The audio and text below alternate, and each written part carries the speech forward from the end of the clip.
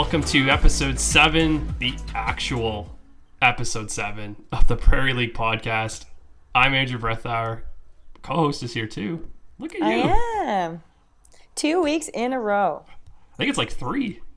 3 weeks in a row. I don't know what's more. I more just go out, you know. I'm out at the Diamonds and shaking hands and kissing babies. I don't know what's more impressive, the fact you've shown up 3 weeks in a row or the fact that I actually got the number we're on for the podcast. Both quite impressive. We're on top of our game today. Like, we went half the show and didn't realize it was actually episode 6 last time. Well, I mean, it's an easy mistake to make, especially because it's maybe it's a harder mistake to make than I think, but I don't think it's that big of a deal. I feel like our listeners will probably be okay. Hopefully. Yeah. Either way, we're on episode 7, jam-packed. This might be our most jam-packed show yet. Yeah. We got talking B playoffs because they're almost done, which is very hard to think about and consider at the time. It kind of makes me sad for them a little bit. You know, like the weather's just getting beautiful. You're just kind of getting into the swing of things, and then it's over. Like it seems so short-lived. It was always I was always wondered when I was out there why sports ended seemingly so quickly. Like July was always the worst part as a reporter, and it would seem like the best time, but it was always the worst time because everything ends in July, and you're fighting for the rest of the summer trying to come up with content. Yeah. The good thing about like if you play like A and higher, you know, you go to nationals in August and stuff, so your season's quite a bit longer. But if you don't have that opportunity, it's a quick season, and that's sad. You wait all year to be able to get out on the diamond and play a little bit, and then it ends so abruptly. But we'll get more into the B. We're also going to be announcing all the All-Star teams for the A division. So Woo! next weekend's a huge weekend. They got Unity's running the B championships. Prince Albert's running the All-Star weekend. So both divisions running. Separate cities, not like first weekend, but a lot of softball. And it's all coming to an end, it seems. And a lot of good softball. All-Star weekend's super fun. I mean, obviously, I've never been in the GPLS All-Star game or anything, but most of the time, it's a pretty good time, and everybody is super excited to be there and pumped to play. So I think that's super exciting for everybody involved. So should we start naming some teams? Yeah, I mean, there's a lot of names, so we should probably get started pretty quickly. And I think we're going to struggle pronouncing them as well. Going through the list, I apologize already because I know I'm going to mess up some names. I'm going to do my best, but we don't have any pronouncers on here, so we're, you know, kind of just going off what we think it might be. And there are some crazy names on these lists. Well, let's start with the U12A. I'll start off with what's going to be the white team. From St. Albert Angels, we got Erica Ross, pitcher. From the Lloydminster Liners, catcher Emily Oury. From the Red Deer Rage, first base Madison Hunter. From the St. Albert Angels, second baseman Blake Drolet. From the Red Deer Rage, the third base Sloan Scottveld. From the Calgary Kaizens, shortstop Matea Burley. From the Red Deer Rage, outfielder Briley Christensen. From the Lloydminster Liners, outfielder Addison Fink. From the Lloydminster Liners, Ryan Rekimowicz. And reserve players from the Lloydminster Liners, Chloe Dorchak. And from the Sherwood Park Storm, Taya Martin. And should mention that the reserve players are actually just the additional pitchers and catchers that will be taken over as well. So I don't, I have no idea if this is actually a correction or not, but Matea Burrill, I believe, and not Burley. But, again, that might also be incorrect. I should know that, too, because I have a cousin. That's my cousin's last name. Oh, yeah, then you should know. And I said it to myself 3 times before I was going to say it, and then I said it that way. So you overthought it. For the 4, we're apologizing from the bat because we have. This is why we don't color commentator announce either, by the way. Not yet. But if you do that, you go to the coaches and the rosters and you make sure that you get it all correct. But we don't have that option today, so we're just going to do our best. So I will do the U12A dark team. Kaylee Smith from the Calgary Kaizen, um, Adriana Carrero, I believe, from the St. Albert Angels, Kaylee Witzke from the Sherwood Park Storm, uh, Sloane Scottvold playing a lot of ball, being on both teams apparently from the Red What Deer an Rage. So all-star. she must be the best player in the world in What U12. an all-star. Yeah, so hopefully they sort that out before the game begins. Mary Pocock from the Calgary Kaizen, Gracie McIntosh from the Sherwood Park Storm, Jaylee Rose from the Lloydminster Liners '06, Jordan Wolf from the Lloydminster Liners '07, Presley Potgeider from the Lloydminster Liners '06, Malia Pankey from the St. Albert. I'm so sorry. From the St. Albert Angels, and Clara Stone from the Calgary Kaizen.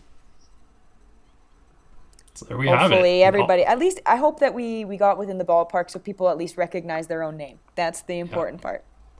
If you don't, and if you clearly don't want to listen to us talking about that, it will be online too. We will have the rosters. We'll post the rosters up probably within the next couple of days or so to let everybody know who's also going to be out there. So that's our U12A All-Stars. I did announce an All-Star game. And it was When? horrible. 2 years ago. Why was it horrible? Because I was the same reason. I didn't know a person's name. It actually wasn't announcing on I think it was supposed to be a live stream, but it was me and another reporter from Newcap from the TV station in Lloydminster, Moses, and me and him were like just an interesting pair. And they're like, "Well, come out and announce the game." And we thought we were doing a live stream. No, Ooh. we were announcing over the speaker system to everybody on the field. and that's even worse because at least over a live stream no one can look at you the wrong way or turn around and be like, "No, that's not even close." And you got a few of those, when a girl would walk up to the bat and you would just butcher her name and she just turns and looks at you, you're like, "Yep, I wasn't even in the ballpark." And you just throw up your shoulders. You're like, "Yep, I don't know." So that's my only experience announcing softball. I'm usually the victim of mispronunciations of my name, so I'm pretty used to it. And you learn quickly that it just doesn't matter. But yeah, most of the time, my name gets mispronounced. Just though I don't know why. I've had Kiera Leon, I've had Kiera, all the Kyras and whatever you can think of. I've been called it. And I actually noticed there is a Kiera on the list, and I really hope that I pronounce her name correctly because it's spelled the same as mine. So I'm just going to say it like I say mine and hope for the best. Well, I have a last name of Breathauer, so you can only guess. I said Brett Hauer for probably the first month. That's pretty normal. Yeah, I assumed so. Yeah, that's pretty normal for everybody. What else we got going on? Might as well read off some more names, but not from the All-Star list. We're actually going to change for a little bit because this is going to go into what we're talking about. Our first interview today is the Alberta Softball Exchange that they're doing with Hokkaido to Japan.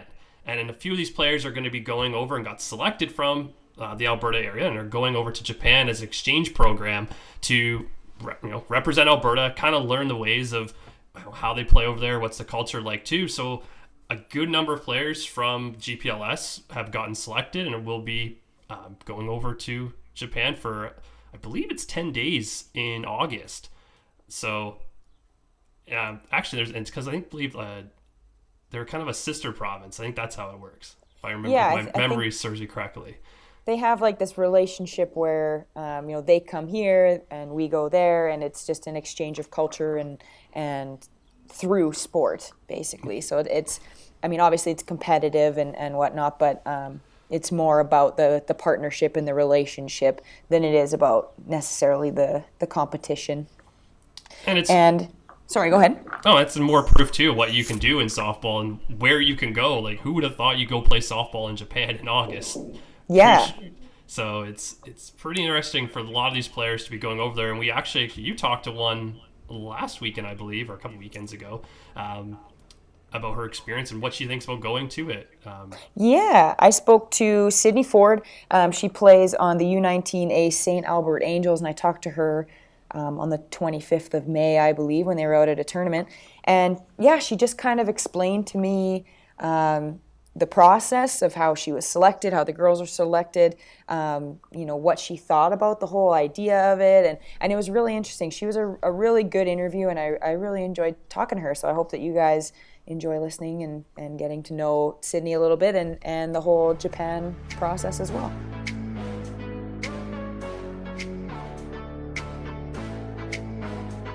Sidney Ford. I play for the St. Albert Angels U19A team, and mostly a utility player. I don't really have a specific position anymore. So did you grow up in St. Albert, or where are you from? Yeah, I grew up in St. Albert, played every year here except for one. So. And why did you get into softball in the first place? What was interesting about it? My cousins played when I was younger, so I grew up watching them, and both my parents played while they were in high school and played slow pitch and things like that after, so just my family's been around it for a long time, and I got into it that way. Do you play any other sports, or do any... What else do you like to do besides play fastball? Yeah, I play competitive ringette during the winter and help coach with that as well, so that keeps me pretty busy. That is so awesome. I'm a multi-sport athlete too, so I absolutely love when I get to interview girls that are as well. So what are like some of the things that keep you playing softball? What are the things you love about it, both on and off the diamond? Probably meeting a lot of really cool people, like some of the coaches and just the people on the board here that I've met. Playing competitively and keeping busy, and definitely like coaching little kids. That's been something I got into more the past couple years and something that I really enjoy. So do you coach little girls as well? Yeah, I help right now with the U6 program in St. Albert. So once a week they go out and they play, and not with actual balls in a full game yet, but just learning different things, picking up the skills. From other podcasts and stuff that I've talked about, how the St. Albert Angels have been around forever. They seemed like my whole career, and even when softball was getting dangerously close to not existing in Alberta anymore, that was kind of the end of mine. There were always St. Albert Angels teams, so that's really cool to hear that you're carrying it on, and that's exactly why teams like that survive, because people who have been given so many things from the sport give back. So that's really cool. On the same sort of topic of coaching and little girls, and when you come to tournaments like this and there are ages of all sorts playing at the diamond, is it something that you think about, that there are younger girls playing at the same diamond and looking up to you when you're on the field? Yeah, definitely. I know I've worked with a lot of them through our tryouts and things like that, and just watching how they look up, it definitely makes it pretty cool to kind of have that going on as well. Getting them to watch them and having them watching you. So another, on the same sort of stream of that, as young girls looking up to you, when I was coming to kind of the end of my career, softball got pulled from the Olympics, and it was, to me, like, it wasn't as detrimental then as I realized that it was. But for you, being an age group coming up and playing very elite levels, playing very good ball, is that something that you think about and aspire to? Is that a big deal to you that it's back? Yeah, it's pretty exciting to see that it's coming back, and definitely that there's actually somewhere for us to go with it now, instead of like just in the States. Basically, it was the only place you could keep playing after high school and college and things like that. So seeing that there's somewhere to actually go and keep playing and representing the country is amazing, that people get to do that again. What about the thought of having these strong athletic women on the diamond on TV, and little girls get to look up to that and see these representations on TV on a very elite level? Like, what does that mean to you? It definitely it promotes so much girls getting into sports and keeping them going, and having those role models to look up to, and understanding that they can do everything that everybody else can, and keep playing and just be whoever they want to be and do whatever they want to do now. I love that. I absolutely love that. That was a great answer. I'm a sucker for that. So as being a multi-sport athlete, you're a ringette and you coach in that too, and it seems like you're a very busy person. What has sport given to you, especially like just kind of in general, because you play more than one? What's something that it's given to you as a person that you take through in kind of your everyday life? Definitely perseverance and keeping pushing through things. There's a lot of times where it's been really busy or just a lot of things going on, really competitive tournaments, things like that, where it doesn't come easy, and understanding that you have to put the work in to get where you want to go and you can't just coast through it is probably the biggest thing. So why do you think it's important that young girls get into sport? Obviously you do because you coach. Probably for the life lessons that it teaches. Perseverance is a big one, but positive attitudes, friendships, how to get along with people, and just so many great things that they can learn from it, being around others and from the coaches that mentor them and everybody around them. What about from a self-esteem or confidence kind of aspect? Yeah, that definitely contributes a lot to that as well. Just having that confidence to go out and know that you can compete with other people and see yourself developing as a person and understanding that you're making a difference. It makes a huge impact on self-esteem. So now we're going to switch gears and talk a little bit about the Alberta Hokkaido Softball Exchange Program that you have been prestigiously selected for. So congratulations. That's incredible. Thank you. So tell me a little bit about the exchange program and other people listening that maybe don't know about it. Yeah, so basically there's 13 girls and 2 alternates that have been picked with 2 coaches, Tracy Blanchard and Peter Gogich, and at the end of August we go with a Softball Alberta rep and a translator and Alberta Sport promoter as well, and we travel around for about a week, maybe a little bit over, playing teams from Japan, and then next summer they come back and they tour around Alberta and play against teams here. So just kind of keeping going the relationship that's been going on between the 2 provinces through sport. That's really cool. That is really cool. Is it a competitive thing? Like, are you going over in there and, like, you know, trying to win and kind of show them what we've got, or what's the plan that way? Definitely competitive stuff, but the biggest thing is that relationship between the provinces and keeping it going, and just the friendships and everything that come with that, traveling around the world and seeing how different it is there compared to here, and the culture and everything. Yeah, so like obviously you're going to be able to learn things on the diamond from them. I'm assuming, different places around the world have different techniques and how they play the sport. But what else are you excited about besides, the softball aspect? Probably seeing the different parts of the culture. Like, the language is definitely different. A lot of the food is as well, and just even different climates, like the different plants and things that they have there compared to here. Probably the weather won't be quite the same. Just, it's going to be a completely different experience, and that's pretty cool. Yeah, it's very cool that, you're getting to do that through softball. Like, that's pretty amazing. How were you selected? What was the process that way? We had to put in applications with reference letters, an essay, putting together a softball resume of all of the volunteering and playing that you've done. And then there was a 2-day tryout process where we did drills and scrimmages and interviews with the selection committee. And then at the end of that, it's been about 5 days since then that they emailed out the girls that got selected for it. Wow, that's very extensive. So you obviously have to be a very well-rounded type of person that they want to take. So congratulations, that's amazing. Do you know a lot of your teammates, or these people you're going to get to know as well? I knew a lot of the girls at the tryouts. So far with the emails, they just sent out individual ones. They haven't given us the roster yet, but knowing a bunch of the girls there will probably be girls that I know on the team and girls that I get to know more from Calgary and places like that are a little farther away, and it's pretty exciting to get to play with a different group of people. That's awesome. So thank you so much for taking the time today. Again, good luck this weekend, and good luck in Japan. That is incredible. Good luck.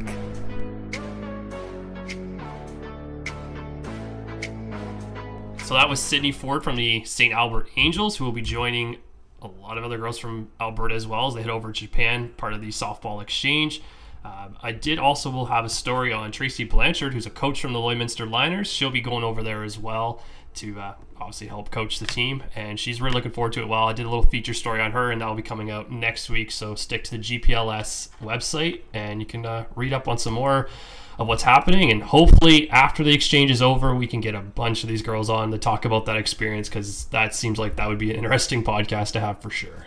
Definitely. I would love to know what they get up to and what they learn while they're over there, and also I'd want to say congratulations to all the girls and coaches that were selected to go. There was a lot, as you heard from Sidney, that went into the process of being selected, so good for everybody, and I hope that it goes really well and they have a great time. So we're going to switch a little bit over now to talking about the B division, and this has been I think to me, one of the best stories of the GPLS for the last couple of years of this, how this B division has really taken off. And we talked this year about how this league has grown to 104 teams. That wouldn't have happened without the B division adding, I think, more than half of the team. I think the B division is actually bigger than the A division. So it's just been a great way of segueing into either a higher level of baseball. Like some cities do it different ways. Like the B doesn't mean sometimes second, it means, younger age groups. So it's becoming a new great transition into the A division or into, higher levels of softball for a lot of different girls. And you got this past weekend or got to a chance to go see some of the B action and probably notice it's not much different than the A. It's pretty all close comparatively. Definitely. And you definitely, there are girls on the field that would fit in very well in the A division, and it's not necessarily, like you said, like it's not necessarily just a weaker division. There are a lot of reasons why girls would play in a B league in comparison to an A league, and I actually learned a lot about that this week or last week when I talked to Blair Talega, the coach of the Sherwood Park Storm, and he has been a coach for 10 years. And it was really interesting. I learned a lot about the process. I learned a lot about the teams. I learned a lot about how the division grew to be the size that it is. And it was a really interesting interview. And so we have that coming up as well.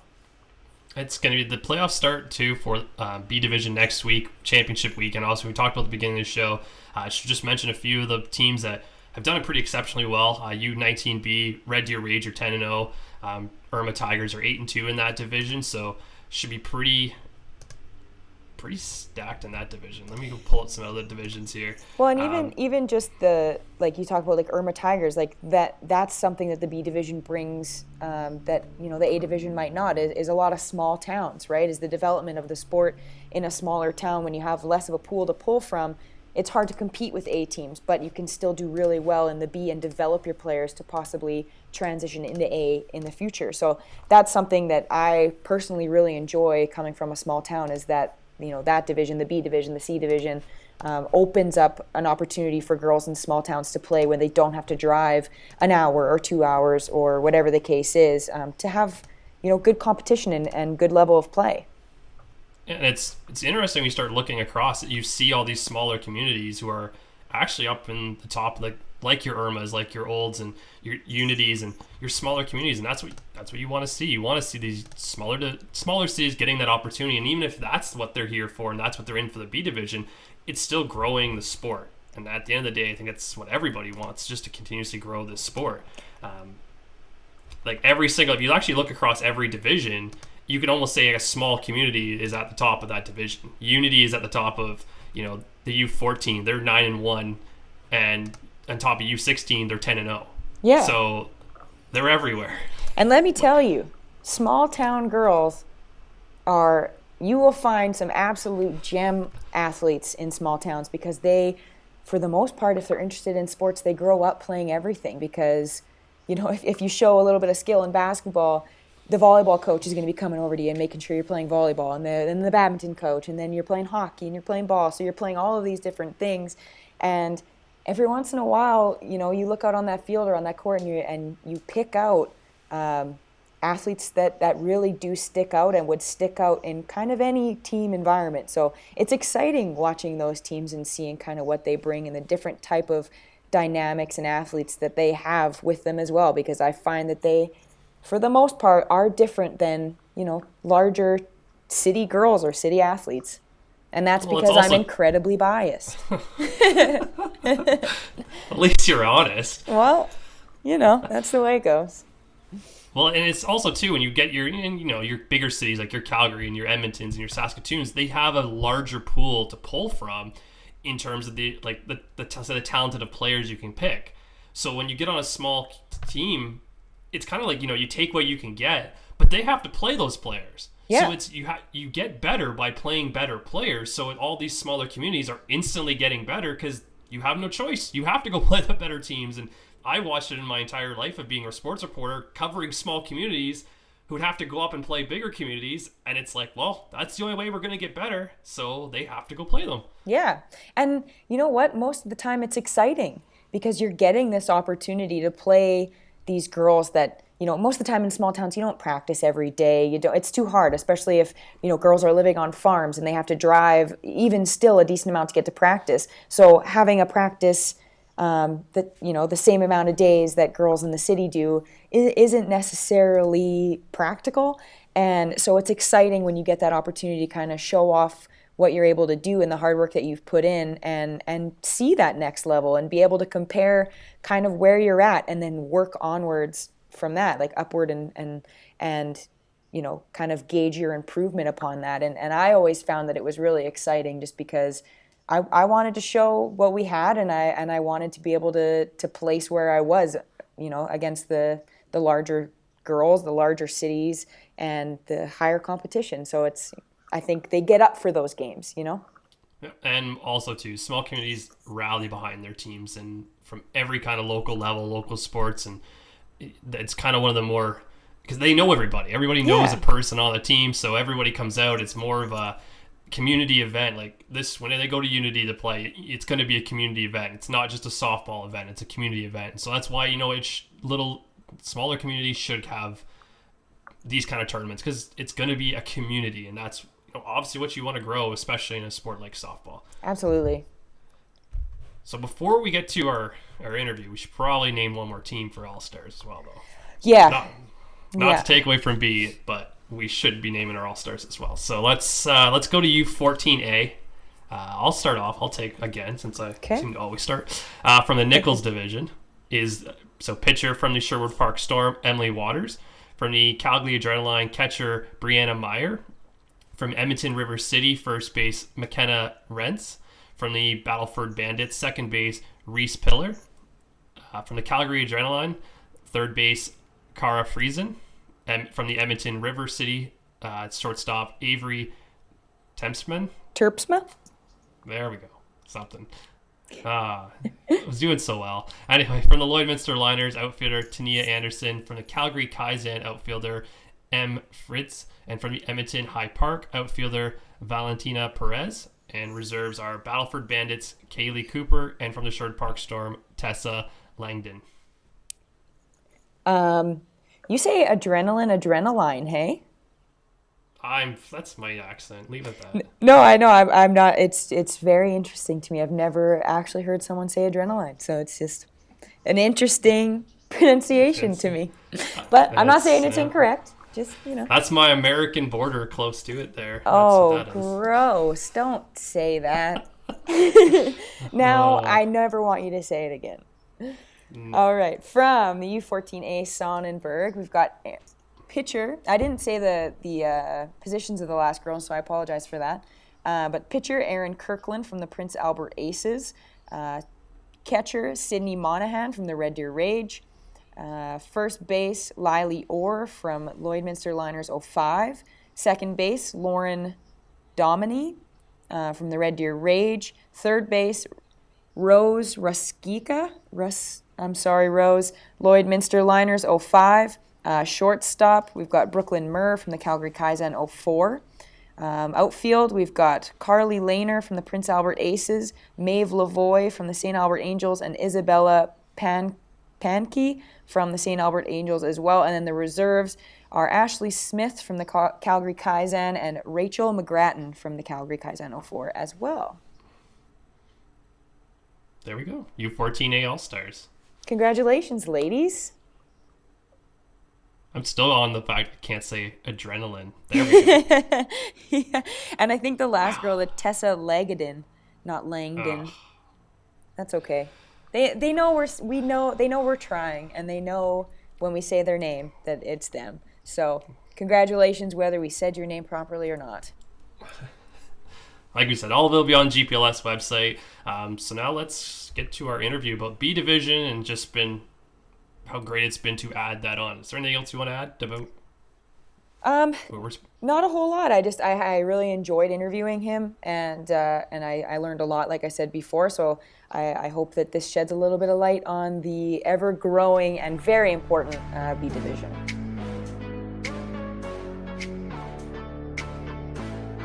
So the B Division and the C Division have grown a ton, especially in the GPLS. So what do you think that means for the overall sport in Alberta? Well, I think it's great for the sport. There's, how can you say it, more, everyone's involved now. There's a lot more teams. People see that. Kids see that on a weekend. I just think it's really good. It's more involvement. Everyone's involved now. So when girls that may not be A caliber ball players see that there are these other levels, that they have these options to play, do you think that that's a good thing, that it'll get more girls kind of involved in the sport just in general? Oh, sure. See, you got all these B teams now. There's some girls in our team that actually had a chance to go to play A ball, but they choose to stick with the B. There's a couple reasons. Is commitment, and where the A teams usually they train throughout the whole year, and they do a lot of indoor stuff, where the B players don't want to have that big commitment, and they don't want to have that big, sometimes there's added expense, so they just want to play the B, C levels and play that kind of level of ball. So do girls in the B and C levels, do they have aspirations to play in college or to continue on afterwards? Oh, I'm sure they do. Like I know our girls, when we go to a tournament when there's 8 teams playing, we ask them to go watch and see the A caliber ball. There is some girls after they go and watch and they go, oh, geez, I want to go and give that a try next year, and they work a little bit harder and try to make an A team the following year.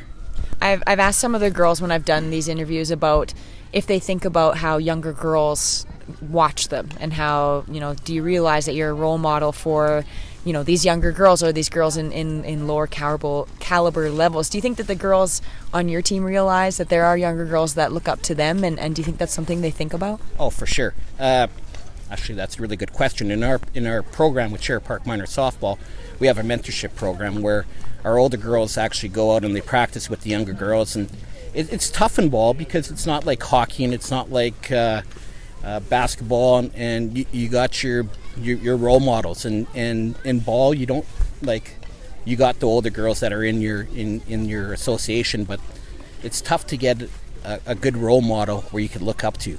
But definitely the mentorship helps out, where these little girls look up to these older girls and they come out and they watch them and they go, geez, I want to be like them when I get older. So that leads right into my next question about how softball is back in the Olympics now. Yes. And we kind of talked about how at the end of my career, softball was kind of dying in Alberta, and it seems to have a brand new life. How important do you think it is it that they have this Team Canada to aspire to? They have these girls that they're going to see on TV. They're these amazing women and ball players. And what kind of trickle-down effect do you think that having it back in the Olympics is going to have? Oh, I think it's going to be I think when the time hits, when it gets in through that year, I think it's going to be a really big jump. You can see the jump now in numbers, and numbers are going up. I know St. Albert's have gone up. Sherritt Park has gone up. Numbers are keep on growing. But when that day hits, that the Olympics are here, I think it's going to really jump up.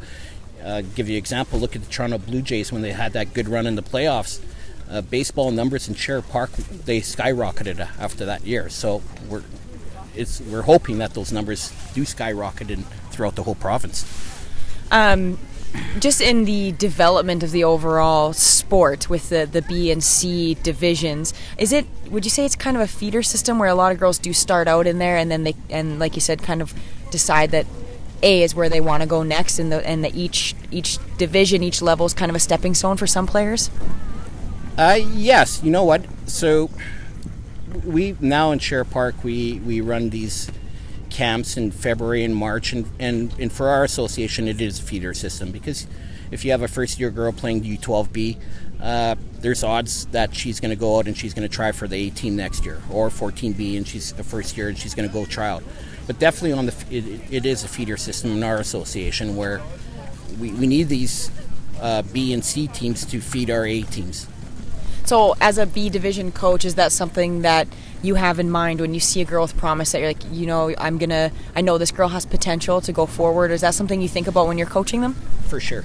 Right now we're trying to train all our coaches in our association, the B coaches, to train them to have these girls go into A next year.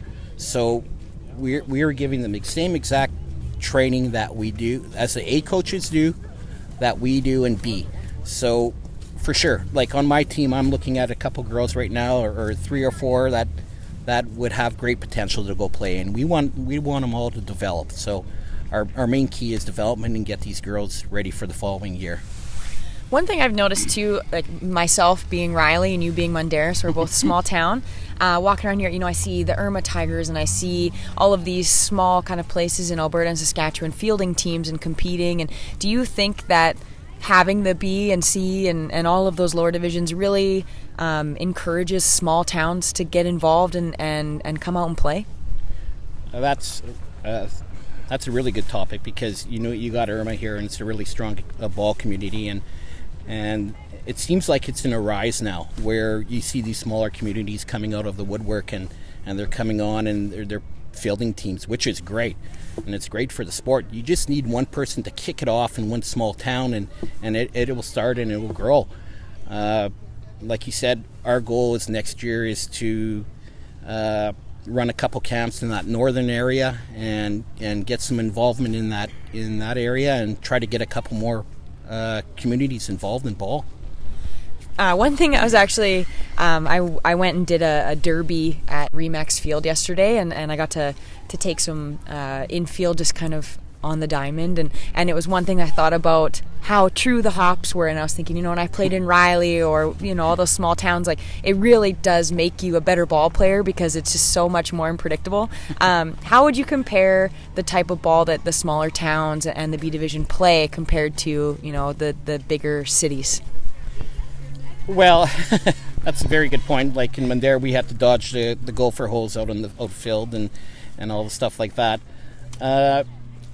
You know what? It's I don't know what it is in outside communities, but like I'll give you an example in Sheriff Park in St. Albert. We run the camps and we have the facilities to run these big camps, and in the country I don't know if they have the facilities to do that, and it's tough for them to go on and all year. But so over the last 10 years, we had kind of talked about how it looked really scary there for a little bit that the sport was going to die out, and I come back out here and there's all these girls, all these teams, and it just seems like a brand new life has been given to the sport here. So what do you think caused that? Why did it kind of have a rebirth? Well, you know what? 10 years ago when I got involved with Sheriff Park, actually the numbers were down, and I think they were down in St. Albert and I'm not sure about Lloyd and Red Deer and all those places, and it did look like it was a decline where registration numbers were going down. Speaking for Sheriff Park, we got a lot of people involved. We started pounding the pavement. We actually started working with other minor associations. Give you an example, Ringad in hockey, and we kind of asked them to promote our sport through their email addresses and their registration, and they put out flyers for us, and we started getting a lot of girls that way. So it was a trade-off between hockey and Ringad, and when they come and play softball in the year, and then we do the same back for them. So it was a trade-off between two associations. But you know what? I think the kickoff was everyone. There was some really good people and executives throughout the province, and it just I don't know, it really took off there in numbers. In the last 5 years, it's been absolutely great. I'm sure the GPLS, when it started, it helped out a lot. They started off with A first of all, then they bought the B in. It was maybe a slower start off the beginning, but look now, numbers are up, I don't even know, 40%, 35%? Yeah. It's great. Brett Harvey and their directors have done a great job in getting this whole thing done. Yeah, it's absolutely wonderful. I love coming to the Diamonds and seeing all these girls with ball bags. It's great. My last kind of final question, you talked about ringette and hockey, and I'm a huge advocate of multi-sport athletes, especially females, just because I think it's an amazing thing for girls to be involved in. Tell me your thoughts on girls changing their sports as the seasons kind of change and the importance of that. Well, I totally agree with girls should have other interests in being a multi-sport athlete. It's I know in one of my daughter's coaches at the time, he said that Murray Scoggins said he didn't really care if the girls went out and played a multi-sport, but he wanted them starting in April to be full time with ball. So they did do a lot of indoor training, but your first priority was your winter sport, and come April, it was a trade off to ball. Yeah, that's pretty much exactly what I did growing up, and some of the best athletes I ever played with. Same sort of thing, right? You learn different skills, you get excited about different sports every season, and it was just a kind of a part of the year. But thank you so much for taking time and doing this interview with you. And thank you for the Diet Coke. Yeah, no problem. Good luck for the rest of the weekend. Great, thanks. So that was Blair Talega from the Sherwood Park Storm U14B team, just giving you some more insight into what goes into the B division, what it's all about. As we've mentioned, it's probably one of the most important parts of this GPLS league because it's preparing kids for the next level, but also giving girls who wouldn't have an opportunity to play an opportunity to play. And I just like to mention all the work that he did and everyone in revolving around the Sherwood Park League. Like, those are the people that really keep this sport alive and have kept it alive. And so I really do commend all of those people that worked so hard, and the fact that they had a partnership with Ringette in hockey. And I think that is absolutely amazing and such a great way to get girls into ball. And yeah, I really wanted to commend everybody that is a part of growing leagues and managing and organizing and doing all of those things to keep them alive, because, you know, like we've talked about multiple times, softball was very close to, you know, not existing here in Alberta for a while, and it's people like Blair that kept it alive, and so I'm very thankful for that, and I know that all the girls that play are as well. Yeah, it's interesting when you think you went from a time where the sport was about to go away to now where you almost need to add a C division. Yeah, which is beautiful. I absolutely adore it, so thank you very much. We keep pushing that agenda on here, by the way. That's like our agenda. Getting a C division. Perfect. I think we should have I have a few agendas of my own. I'm sure you can tell. But that is a good one. That is a great one. I think always expanding and growing should be a priority for sure. Yeah, we'll get to the agendas later. Oh, it's always on my mind. Don't you worry about that. So U16A All-Stars. Let's go with that one to get us off this topic. So I'll start off again with the Lawrick division. I'm looking at the thing. I already don't have to say adrenaline, so I'm happy. So anyway, for the Lawrick division, pitcher from Sherwood Park Storm, Emily Greenfield. Catcher from the Red Deer Rage, Kelsey Bostock. From the Lloydminster Liners, first base, Jocelyn Scott. From the Sherwood Park Storm, second base, Avery Sorchen. Sure I got that one wrong. Close enough. From the Lloydminster Liners, third base, Brielle Savage. From the Sherwood Park Storm, shortstop, Sienna Jarrell Ellis. From the Red Deer Rage, these are outfielders now. From the Red Deer Rage, Michaela Wallace. From the Olds Pistols, Jaden Cameron. From the Nose Creek Chaos, Caroline Breeze. And our reserve players from Red Deer Rage, Brooke Gaudry. And from the Nose Creek Chaos, Alex Welder. I just want to point out how cool of a last name Savage is. Brielle Savage. That is, to have that on the back of a jersey, that's pretty awesome. Oh, jeez. Just, you know, and I'm on the other note, too, is Nose Creek Chaos. Yeah. That's the first Nose Creek we've had on here, I believe. I don't remember saying any of that, so that's super cool. And 2, outfielder and reserve. Yeah. So there we go. Good for you, ladies. All right, so I've got the U16A, the Cumpstone. So the first name, I really hope it's correct. It's spelt exactly like mine, so I'm going to say it like mine. Kiera Hager from Calgary Kaizen. She is a pitcher. We've got catcher Jaden Gaja from Prince Albert Aces. First base, Chloe LaValle from the Battleford Bandits. Second base, Jada Zanak from the Calgary Kaizen. Third base, Ava Werzer from the Calgary Kaizen as well. Shortstop, Jessica Cormish from the St. Albert Angels. And then we have outfielders, Georgia Bowman from the Sherwood Park Storm 02, Kaya Knight from the Elnora Eagles, Pauline Vachon from Prince Albert Aces, and reserves Hope Baird from the Sherwood Park Storm 02, and Kaylee Kowalchuk from the Elnora Eagles. There we go. Put us in. We should just announce. Yeah, it doesn't matter if you don't pronounce 75 of the names right. We could do it.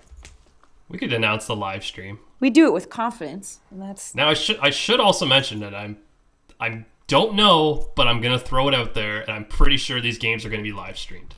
Awesome. That is awesome. I have now just committed the league to live stream a game that I'm not going to be at. They should be. They're all-star games. They should be. Hey, if I do announce one of these, they're live streaming it. So yeah.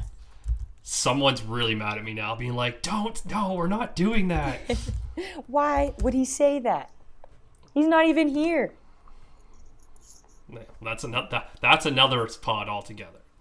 Yes. But anyway, if you are wanting to watch live streams or listen to the podcast again, if you're not listening to it on either, we're not even on Spotify yet. We should get on that. I'll get on that eventually. SoundCloud is what I'm thinking of, and YouTube. Just check out Prairie League Softball. Subscribe to it too, because then you're going to see all of the live streams, podcast. If there's anything else we start putting up, we're getting there. That's the goal. Baby steps.